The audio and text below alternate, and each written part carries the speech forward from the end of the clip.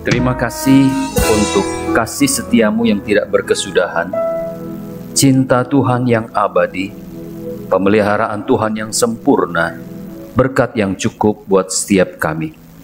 Terima kasih Tuhan, kalau pada pagi hari ini, hari Sabat yang Engkau sediakan buat kami boleh berjumpa dengan Tuhan, kami boleh menikmati suatu persekutuan yang indah dengan sesama kami.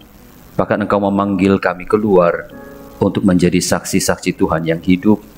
Terima kasih Tuhan, terima kasih. Saatnya kami kembali mau mendengarkan sabda-Mu. Biarlah Tuhan bersabda kepada kami, menerjemahkan sesuai dengan kebutuhan kami masing-masing, dan Roh Kudus memampukan kami untuk mengingat, bahkan melakukannya di dalam setiap langkah kehidupan kami. Kudus sucikan hati kami, jadikanlah hati kami ini tanah yang subur, untuk boleh bertumbuh setiap firman yang kami baca, yang kami renungkan, baik hari ini maupun hari-hari yang akan datang. Tuhan, pakai hamba-Mu ini di dalam segala kelemahan, keterbatasan, kekurangan. Roh hikmat dan kuasa Tuhan menaungi dia, sehingga dia mampu menyampaikan apa yang menjadi maksud Tuhan, dan mampukan dia untuk menghidupinya, bukan hanya mengatakannya. Terima kasih Tuhan, berfirmanlah kepada kami, karena kami siap untuk mendengarkannya. Di dalam nama Yesus Kristus Tuhan kami berdoa. Amin. Silakan jemaat duduk. Ya, shalom, selamat pagi. Ya, terima kasih kepada Gembala Majelis memberikan kesempatan buat saya untuk menyampaikan firman Tuhan di sebuah ibadah yang begitu penting pada hari ini. Terima kasih. Saya akan membacakan bagian firman Tuhan dari kitab 1 Tawarikh pasalnya yang ke-29 ayat 1 hingga ayatnya yang ke-9. Tadi sudah dengan begitu indah sekali dibacakan oleh WL 10 sampai yang ke-19. Saya akan bacakan ayat 1 sampai yang ke-9. Demikian bunyi firman Tuhan. Berkatalah Daud kepada segenap jemaah itu, Salomo anakku yang satu-satunya dipilih Allah adalah masih muda dan kurang berpengalaman. Sedang pekerjaan ini besar, sebab bukanlah untuk manusia bait itu, melainkan untuk Tuhan Allah. Dengan segenap kemampuan, aku telah mengadakan persediaan untuk rumah Allahku, yaitu emas, yakni emas dari barang-barang emas, perak untuk barang-barang perak, tembaga untuk barang-barang tembaga, besi untuk barang-barang besi, dan kayu untuk barang-barang kayu, batu permata soham dan permata tatahan, batu hitam dan batu permata yang berwarna-warna, dan segala macam batu mahal-mahal yang sangat banyak dan sangat banyak pualam.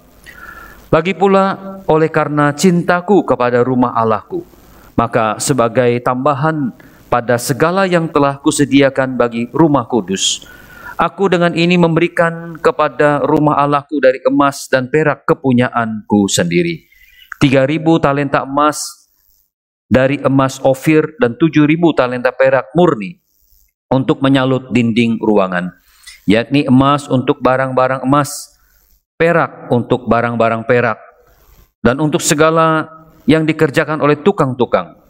Maka siapakah pada hari ini yang rela memberikan persembahan kepada Tuhan? Lalu para kepala puak dan para kepala suku Israel dan para kepala pasukan 1.000 dan pasukan 100 dan para pemimpin pekerjaan untuk raja menyatakan kerelaannya. Mereka menyerahkan untuk ibadah di rumah Allah 5.000 talenta emas dan 10.000 dirham, 10.000 talenta perak dan 18.000 talenta tembaga, serta 100.000 talenta besi.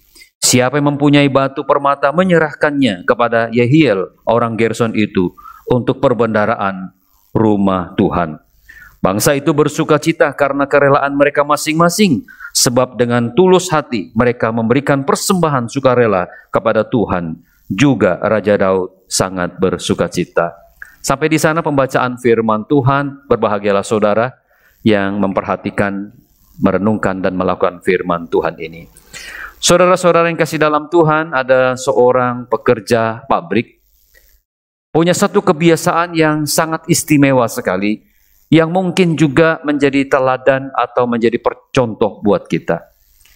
Bapak ini yang bekerja di pabrik sudah sekian lama, punya satu kebiasaan istimewa adalah setiap kali makan siang, para pekerja istirahat, Bapak ini membawa bekalnya dan masuk ke rumah Tuhan yang tidak jauh dari pabrik di mana ia bekerja. Dia masuk ke sana sebelum menikmati santap siang yang sederhana yang bisa disiapkan oleh istrinya.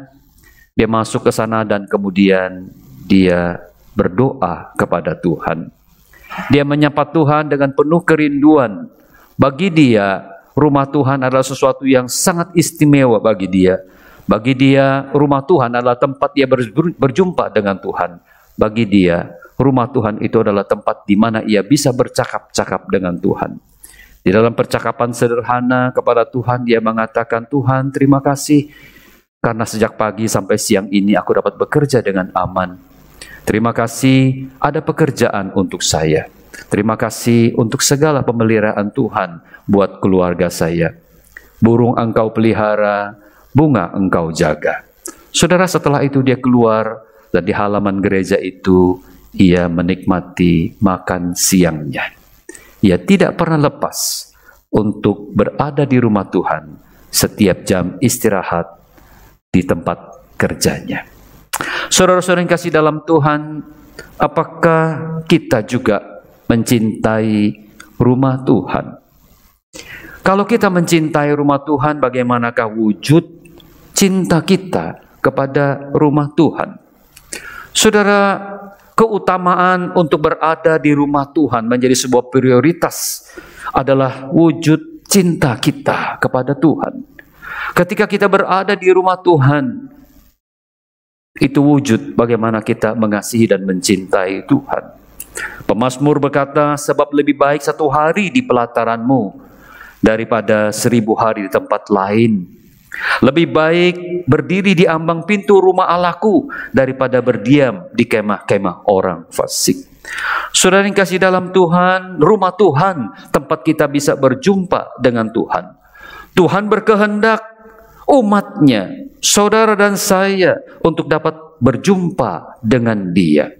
Tuhan berkehendak bahwa berjumpa dengan Dia adalah sebuah prioritas yang harus menjadi kebanggaan, yang harus menjadi dorongan buat kehidupan kita.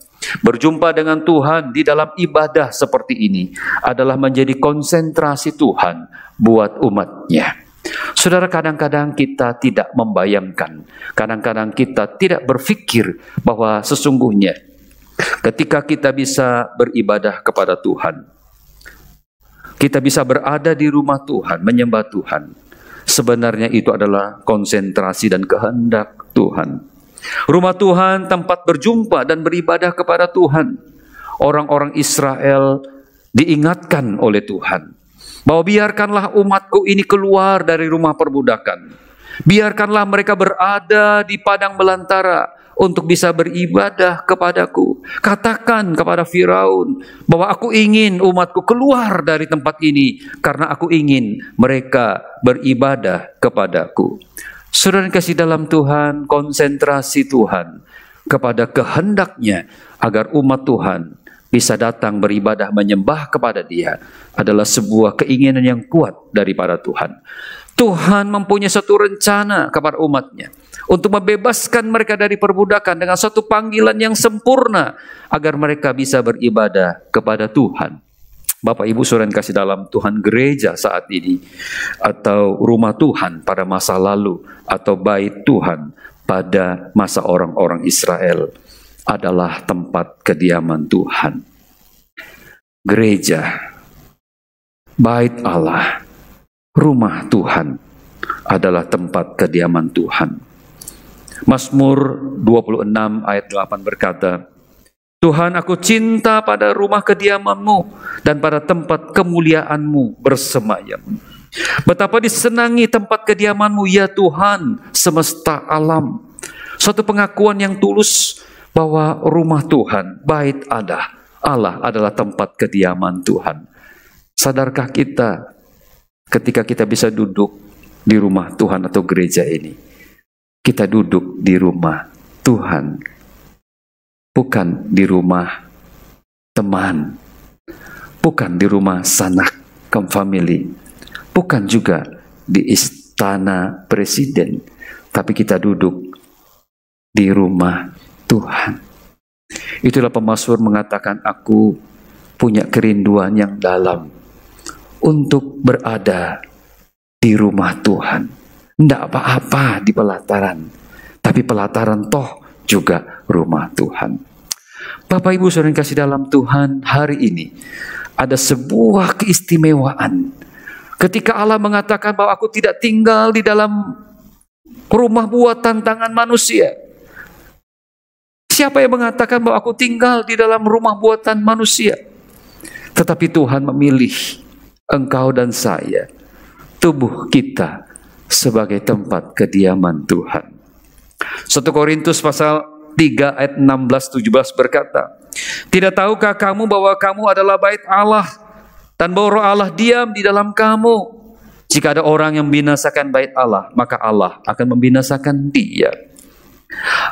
Atau tidak tahukah kamu bahwa tubuhmu adalah bait Roh Kudus yang diam di dalam kamu, Roh Kudus yang kamu peroleh dari Allah, dan bahwa kamu bukan milik kamu sendiri, sebab kamu telah diberi dan harganya telah lunas dibayar. Karena itu muliakanlah Allah dengan tubuhmu. Saudara yang kasih dalam Tuhan, Allah rindu kita berdiam di rumah Tuhan. Tetapi saudara, dalam satu keistimewaan di dalam karya Tuhan yang sempurna melalui Kristus Yesus, Ia menjadikan tubuh kita yang fana ini menjadi tempat kediaman Allah. Allah tinggal di dalam diri kita. Saudara yang kasih dalam Tuhan, itu sebuah karya yang sempurna, bukan? Bahwa saudara dan saya, kita dijadikan tempat Allah berdiam, supaya relasi itu semakin dekat. Kita bukan lagi beribadah di padang, kita bukan lagi beribadah di kemah-kemah, kita bukan lagi beribadah di bait Allah, tetapi hidup kita ini adalah hidup di mana Allah berelasi, Allah diam, Allah ingin kita mempunyai suatu kedekatan yang sempurna melalui karya Kristus. Saudara yang kasih dalam Tuhan, karena karya Kristuslah yang memungkinkan kita bisa beribadah kepada Tuhan.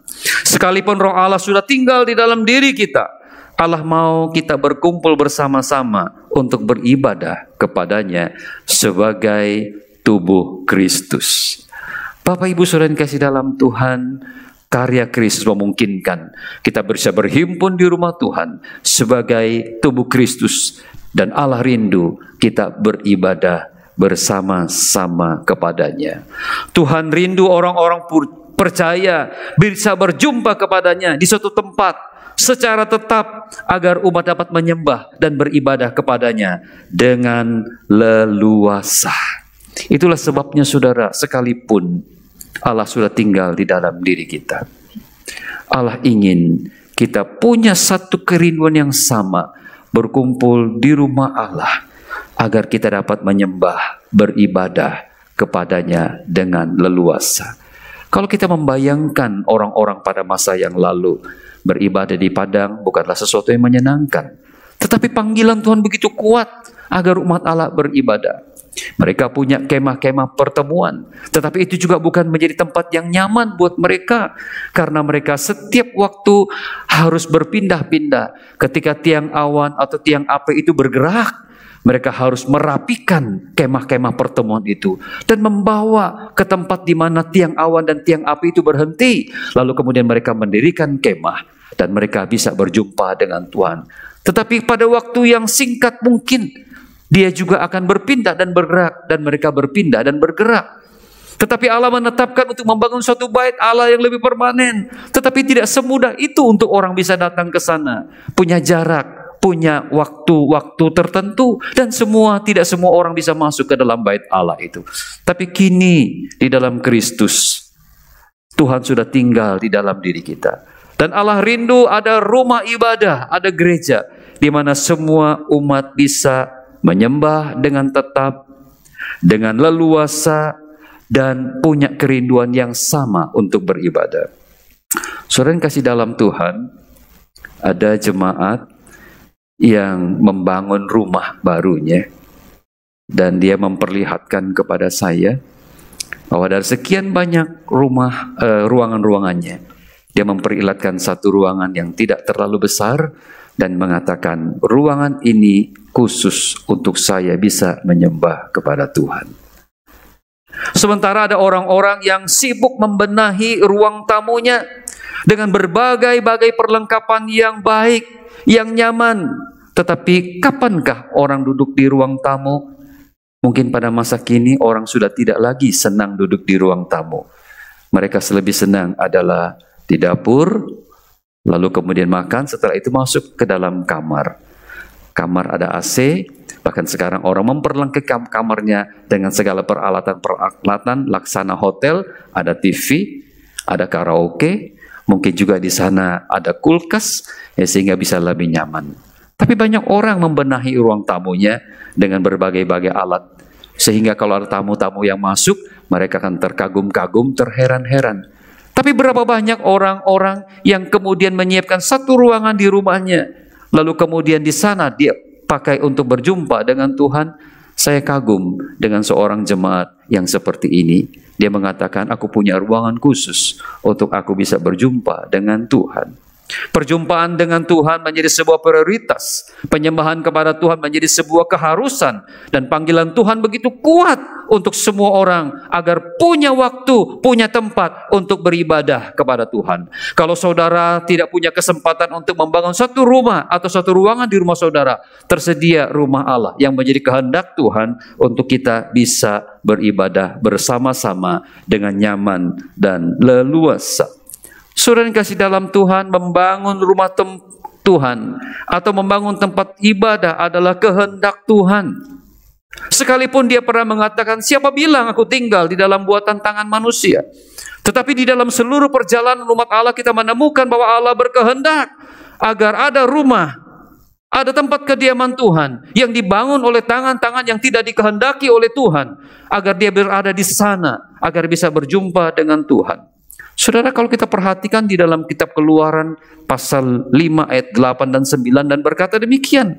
Dan mereka harus membuat tempat kudus bagiku, supaya aku diam di tengah-tengah mereka menurut segala apa yang telah kutunjukkan kepadamu sebagai contoh dari kemah suci. Saudara, bukankah tempat kediaman Allah, rumah Allah, gereja dikehendaki oleh Tuhan supaya umat bisa berjumpa dengan Dia?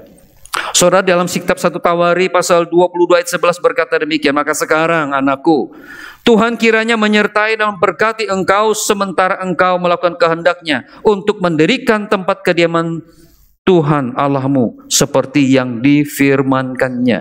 Catatan kita adalah seperti yang difirmankannya. Kehendak Tuhan untuk mendirikan bait Allah itu begitu kuat dan itu diteruskan kepada generasi ke generasi.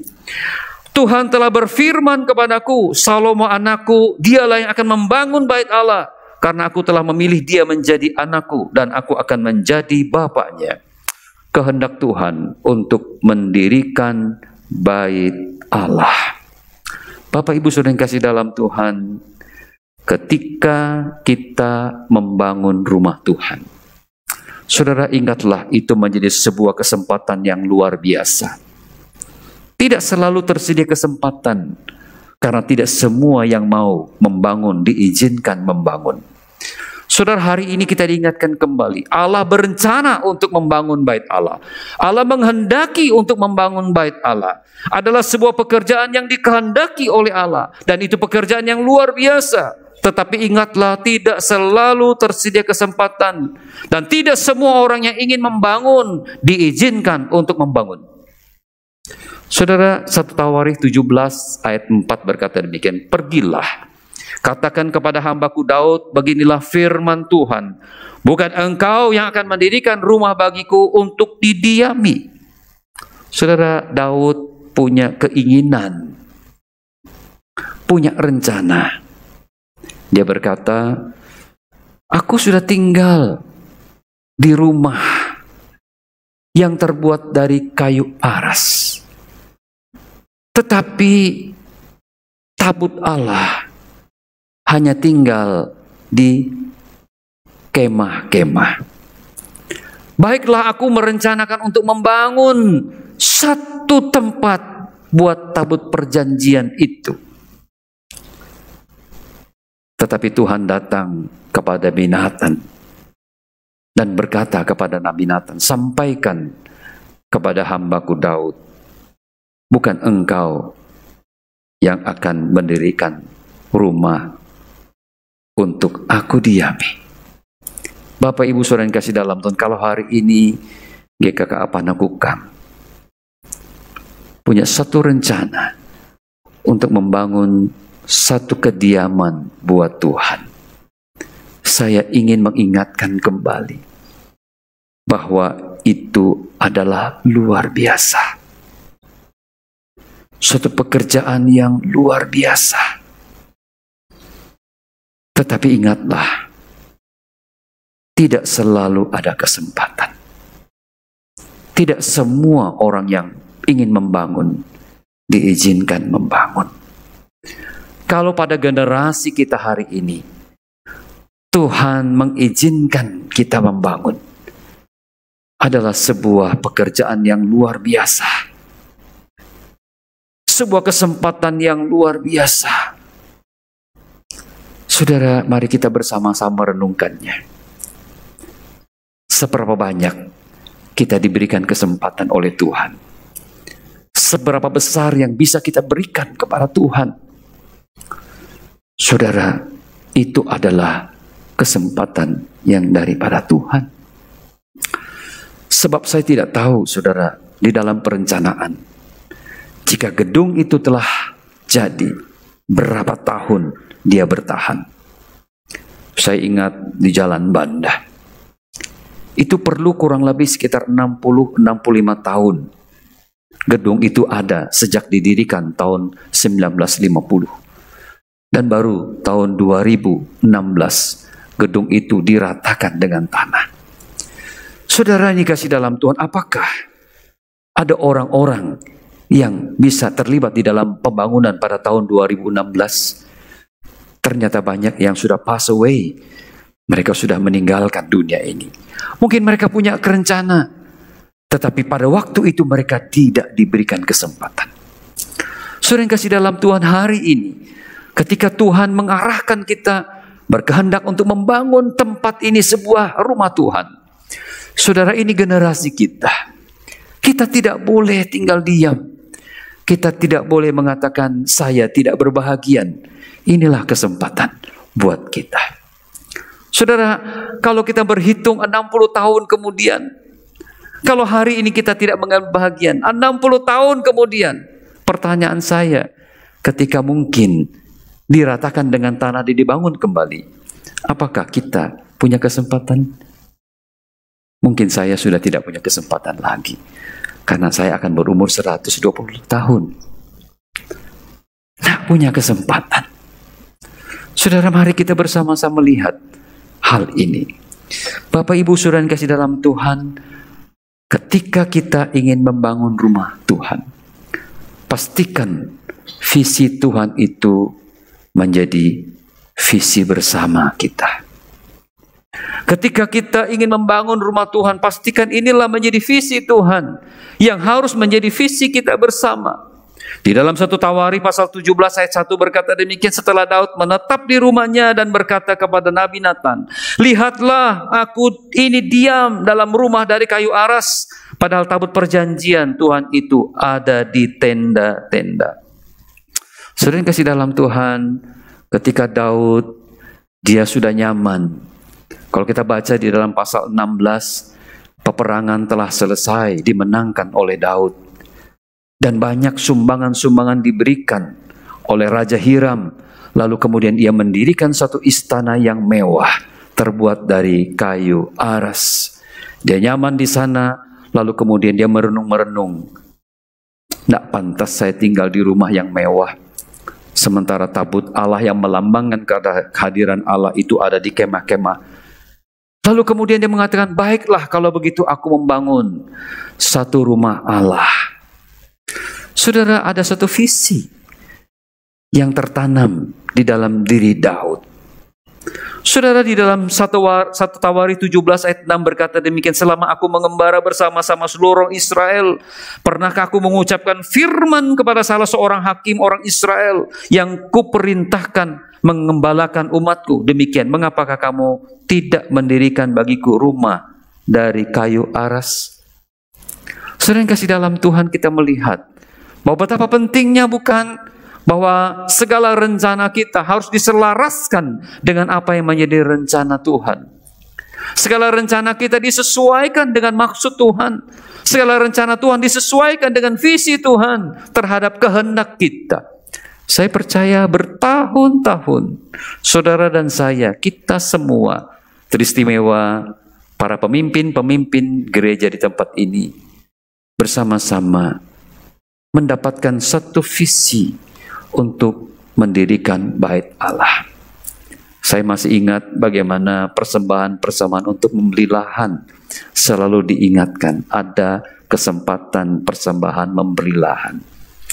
Saudara yang kasih dalam Tuhan, maju bersama dengan Tuhan, karena Tuhan sudah menanamkan visi itu buat saudara untuk membangun satu kediaman rumah Tuhan.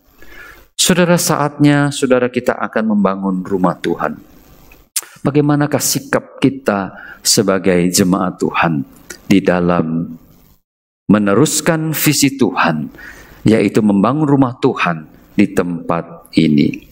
Semua jemaat harus mempunyai sikap yang sama. Apa itu saudara?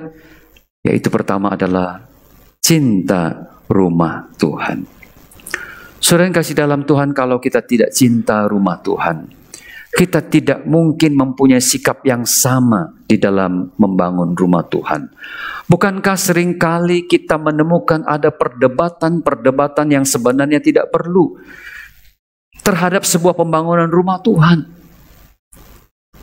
Jangan seperti ini, jangan seperti itu, ini terlalu mahal, ini terlalu mewah, ini terlalu itu, ini terlalu ini. Saudara, kalau kita punya kecintaan kepada rumah Tuhan yang sama, saudara, pastilah kita didorong untuk mempunyai satu kerinduan yang sama, memberikan yang terbaik buat rumah Tuhan. Ada orang membenahi ruang tamunya dengan berbagai-bagai hal yang sangat mewah, padahal tidak setahun sekali orang itu duduk di sana. Mengapa tidak memikirkan membangun sebuah ruangan kecil yang diperlengkapi sebuah alat atau sistem yang baik, di mana kita bisa berteduh bersama dengan Tuhan? Sering kasih dalam Tuhan, cinta kepada rumah Tuhan mendorong kita untuk menyelesaikannya dan memberikan yang terbaik. Saudara, rela berkorban adalah sebuah panggilan yang tidak mudah.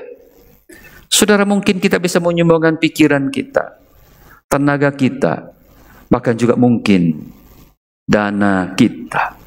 Ada suatu kerelaan berkorban yang bersama. Saya diberkati banyak, saya memberi banyak. Saya hari ini dipercayakan sedikit, saya memberikan secukupnya. Tapi tidak ada orang yang berpangku tangan untuk tidak terlibat serta. Kerelaan berkorban untuk membangun rumah Tuhan adalah sebuah kekuatan yang mendorong kita untuk bisa menyelesaikan tepat pada waktunya. Saudara kasih dalam Tuhan, mungkin kita punya banyak waktu untuk berdoa. Silakan saudara berdoa. Saya masih muda, saya mempunyai sebuah keidealis. Silakan bergabung dengan panitia pembangunan. Duduk makan atau duduk minum kopi bersama-sama memikirkan. Ya, tim pembangunan duduk minum saraba, ya, untuk memikirkan pembangunan. Saudara, itu suatu hal yang luar biasa. Diperlukan ada kerelaan untuk berkorban. Saudara, ada gotong royong, itu semua ayat-ayat yang sudah terbaca tadi. Ada kegiatan gotong royong bersama-sama. Saudara, Daud memberikan apa yang bisa diberikan. Dia menggerakkan umat bergerak untuk membangun. Saudara, ada gotong royong, saudara. Tidak bisa, saudara.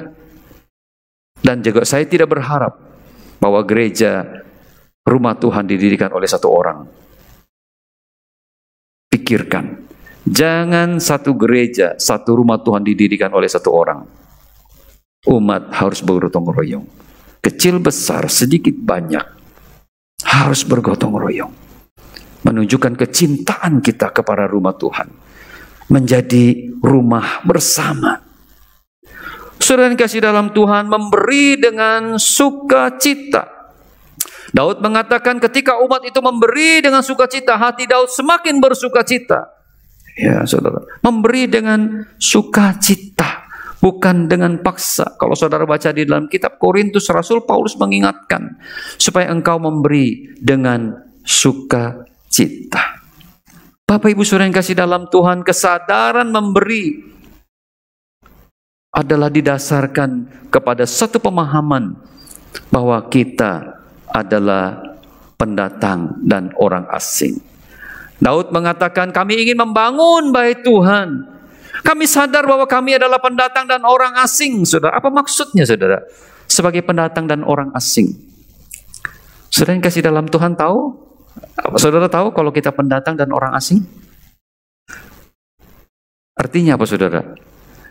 Artinya kita itu tidak selalu berada di sini. Kita tidak selalu berada di sini, di dunia ini. Kita hanyalah orang asing, sebentar akan kembali. Kita fana. Rumah kita bukan di sini. Rumah kita di surga yang mulia. Kita pendatang dan kita orang asing. Kita akan kembali ke tempat kita. Tetapi Tuhan berkehendak kita membangun satu rumah Tuhan untuk generasi demi generasi, agar mereka bisa berhimpun dan menikmati anugerah Tuhan atas upaya saudara dan saya sebagai orang asing dan pendatang. Daud berkata demikian. Aku orang asing, kami pendatang. Kami mendirikan rumah ini supaya setiap generasi bisa menikmati persekutuan dengan Tuhan. Saudara, pada akhirnya semua kita akan kembali kepada Dia, Sang Pencipta. Tetapi legasi apa yang kita tinggalkan di dalam dunia ini untuk generasi-generasi berikutnya sangat ditentukan oleh kita yang masih ada dan diberikan kesempatan oleh Tuhan. Tuhan akan menyediakan segala sesuatu jika saudara dan saya berkeinginan untuk bersukarela, bersukacita untuk memberikan persembahan pembangunan. Tuhan akan menyediakan segala sesuatu. Saudara boleh baca di dalam kitab Korintus bagaimana Tuhan mengatakan, Paulus mengatakan bahwa Tuhan akan menyediakan itu semua. Saudara yang kasih dalam Tuhan, jangan khawatir. Kalau kita ingin berbahagia sekalipun hari ini kita tidak punya kemampuan, jangan khawatir. Tuhan yang akan menyediakannya buat saudara dan saya. Tuhan tidak ingin merampas sukacita saudara dengan saudara tidak bisa memberi. Saudara, saya mengilustrasikan sebuah cerita untuk hal ini. Suatu kali anak saya di SD datang kepada saya dan berkata, Pak, rumah temanku terbakar, Pak. Lalu wali kelas mengatakan kita harus mengumpulkan sesuatu buat membantu teman yang rumahnya terbakar. Lalu apa yang dikatakan? Kita bisa menyumbang buat dia. Lalu saya bertanya kepada anak saya, kamu ya nak? Bilang, saya juga ingin Pak menyumbang buat teman saya. Oh, kau punya apa nak? Saya tidak punya apa-apa. Saudara, malam itu berlalu begitu saja. Saya bertanya kepada saudara, kalau seandainya saudara dan saya, saudara menjadi orang tua dari anak saya, apa yang saudara akan lakukan? Apa yang saudara akan lakukan? Membiarkan dia pergi ke sekolah dengan tangan hampa? Atau ada sesuatu yang saudara akan berikan kepada dia? Apa jawab saudara? Apa jawab saudara? Hah? Tidak mau bikin apa-apa? Saudara, malam itu saya mengambil sebuah amplop, lalu saya masukkan sejumlah uang. Pagi hari ketika saya mengantar dia ke sekolah, turun dari mobil saya mengatakan, nak, ini kamu bawa buat temanmu. Dia turun dengan hati yang bersukacita. Lalu pada jam sekolah dia bawa itu kepada temannya bersama dengan teman-teman yang lain. Pulang saya dari sekolah, saya tanya, bagaimana perasaanmu? Papa, saya senang sekali karena saya bisa berbahagian menolong sesama atau teman saya. Saya hanya membayangkan, saudara, kalau saya tidak memberikan amplop itu kepada dia, dan ketika dia pergi kepada temannya, semua orang memberi, dan dia sendiri tidak memberi. Bagaimana perasaannya dia? Dia pasti sangat sedih, bukan? Saya tidak ingin merampas sukacitanya dengan menahan untuk tidak memberikan sesuatu kepada dia. Saya ingin dia bersukacita di dalam batas-batas yang saya bisa berikan. Dan nyatanya memang dia bersukacita, pulang dengan sukacita. Tahukah saudara, Tuhan tidak pernah mau merampas sukacita saudara karena hanya tidak mampu untuk memberi. Kalau kita punya keinginan memberi, dengan sungguh-sungguh kita ingin memberi, dan kita mengatakan kepada Tuhan, Tuhan, aku tidak punya apa-apa. Percayalah saudara, Tuhan tidak pernah ingin merampas sukacita saudara. Alkitab memberitahukan, dialah yang menyediakannya untuk kita. Dan itu pengakuan Daud, semua segala sesuatu engkau Allah yang maha tinggi. Engkau pencipta alam semesta, engkaulah yang menyediakan segala sesuatu. Kalaupun hari ini kita tidak memberi, Tuhan bisa menggerakkan orang lain untuk memberi. Tetapi saudara, kalau kita ingin memberi dalam keterbatasan kita, tapi hati kita besar untuk memberi, saudara percayalah, Tuhan akan menyediakan itu semua buat kita. Karena Tuhan ingin kita bersukacita.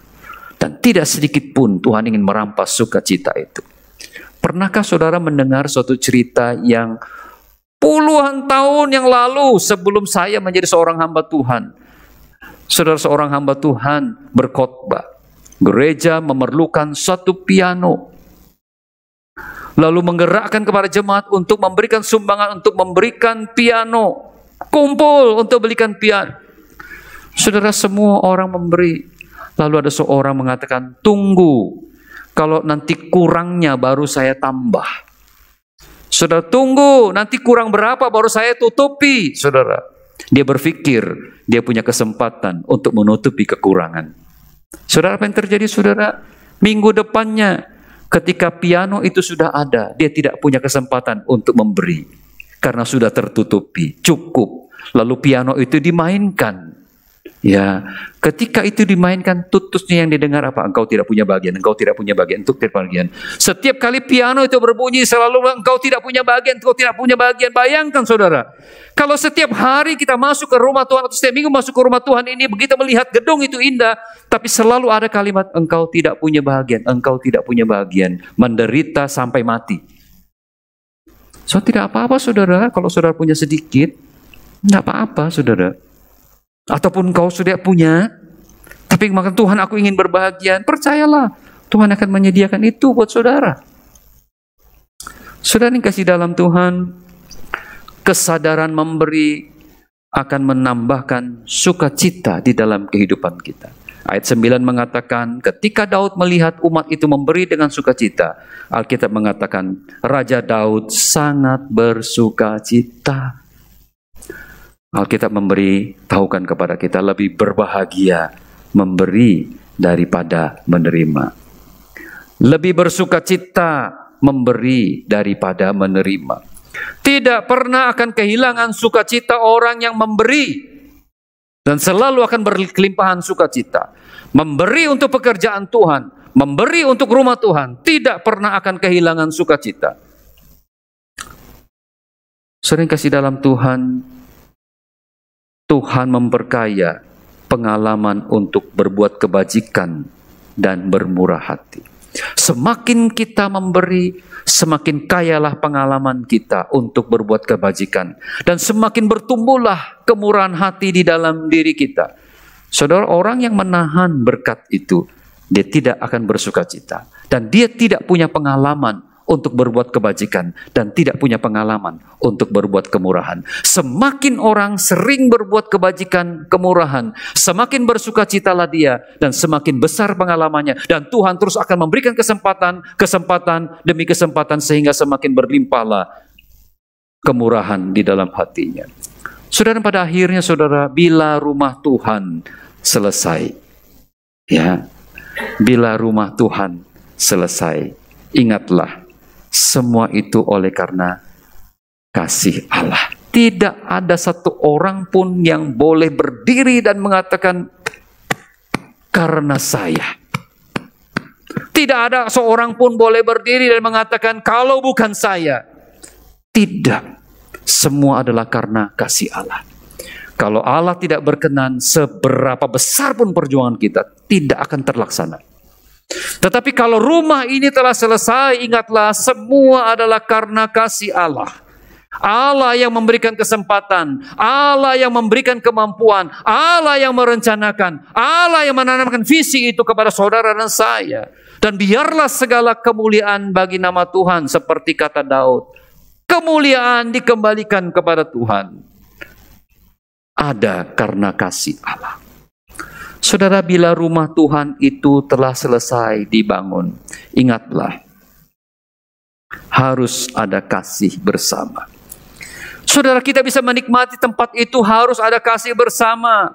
Bukan malah ketika gedung itu sudah jadi, di sana kita saling gontok-gontokkan. Tidak ada lagi kasih satu dengan yang lain. Semua ingin menonjolkan dirinya. Saudara, sehingga orang-orang terpojokkan dan terjadilah gontok-gontokan. Saya selalu mengingatkan ketika menyampaikan firman, ketika pembangunan gereja di Jalan Banda. Saya selalu mengingatkan, untuk apa kita punya gedung gereja yang besar, tapi kalau di dalamnya tidak ada kasih Allah? Untuk apa kita punya gedung gereja yang besar, kalau umat sesama tidak bisa saling mengasihi satu yang lain? Justru terjadi gesekan-gesekan kiri kanan. Untuk apa? Saya lebih memilih gedung gereja yang dulu, ya, yang tua. Kalau kita masuk bau lembab.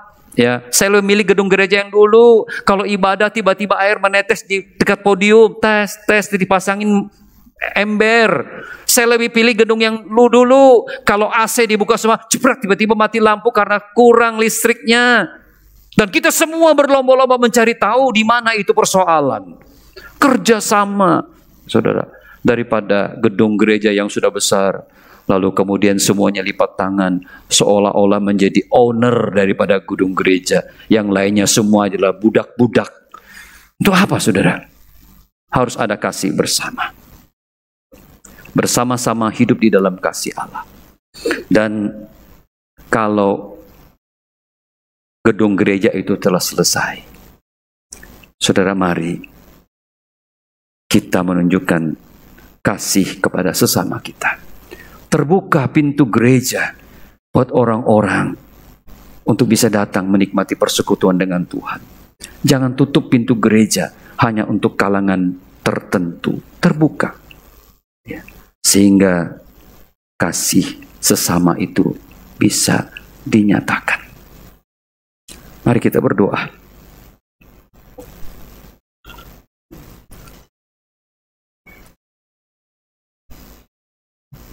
Bapa di surga, terima kasih. Semoga Tuhan menolong kami. Tempat ini, gereja ini, sedang merencanakan untuk membangun rumah-Mu ya Tuhan.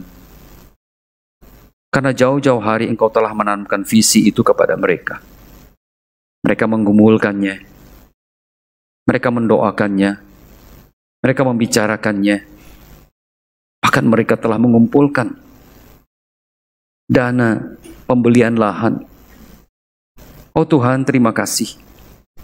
Yakinkanlah mereka bahwa ini pekerjaan Tuhan, bukan pekerjaan mereka. Yakinkanlah mereka Tuhan bahwa ini rumah Tuhan, bukan rumah mereka. Dan mereka dengan tulus membangunnya. Kami tahu Tuhan, Engkau yang akan menyediakannya. Dan hamba percaya Engkau akan membuat berhasil apa yang mereka kerjakan.